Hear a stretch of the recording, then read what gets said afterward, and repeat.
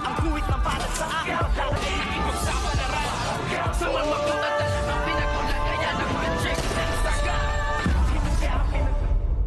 Good morning and welcome sa aking munting channel. Natapos na nga ang problema nitong si Bubbles dahil tuluyan na ngang nakitil nitong si Tanggol ang buhay nga ni Pablo, at nasabi nga niya na pasensya ka na Bubbles dahil hindi na nga siya sinabi at humingi ng tulong sa kanya dahil siya na mismo ang umayos nga or kumitil lang buhay nga ni Pablo. At nasabi naman dito nito ngang si Bubbles na gusto daw sana niya ay siya mismo ang kikitil ng buhay ni Pablo para maranasan niya kung ano ang naranasan nga ni Bubbles sa palad nga nitong si Pablo. At nasabi nga nitong si Tanggol na wag mo nang isipin yun at kailangan ay magbagong buhay ka na at wag mo nang ilagay sa alanganin ng iyong buhay. At nasabi din naman nito ngang si Bubbles na sana ikaw din ay magbagong buhay na at hinayaan mo na lang sana na ako nga ang tuluyang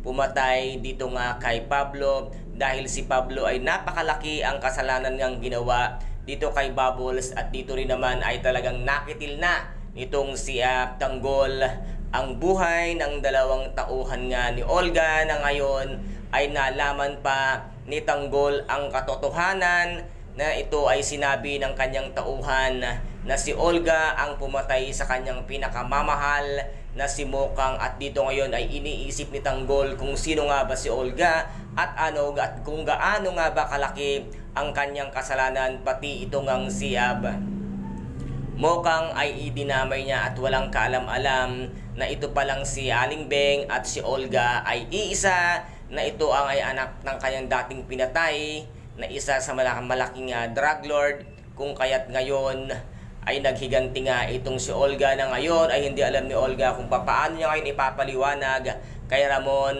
at sa kanyang papa kung bakit nakitil na ang buhay ng dalawang kanyang pinakamagaling at pinagkakatiwalaang tauhan. Ngayon ay mag-isa na lamang si Olga at unti-unti na ring lumiliit ang mundo ni Olga dahil nga nagpapaimbestiga ng tuluyan itong ang si Ramon para malaman ang katotohanan sa pagkatao nga ni David at kung sino nga yung kanyang nakasagupa na kamukhang-kamukha niya at napakagaling din talagang makipaglaban. Kitang-kita niya ang sarili niya nung kabataan niya na ganoon siya kagaling at ganoon din siya katikas. Kaya ngayon ay magulo ang isip ni Ramon para nga alamin ang katotohanan, kaya't malapit na ring malaman ang katotohanan sa pagkatao nga ni David. Kaya ikaw David, humanda ka at hindi yung puro yabang ka na lang dahil nalalapit na ang iyong kamatayan dahil mismong si Ramon ang kikitil ng buhay mo once na malaman ang katotohanan. Isa kang huwad na Tanggol at magkikita ang tunay na mag-ama. And guys, ito po ang ating pakaabangan dito nga sa tinaguriang pambansang teleserye FPJ ang Batang Quiapo. At kung nagustuhan po ninyo ang aking videos for today, paki-subscribe na lamang po ng aking channel, paki-like and share para maging update kayo sa lahat ng gagawin kong videos. Maraming salamat po. Ingat, God bless and bye-bye!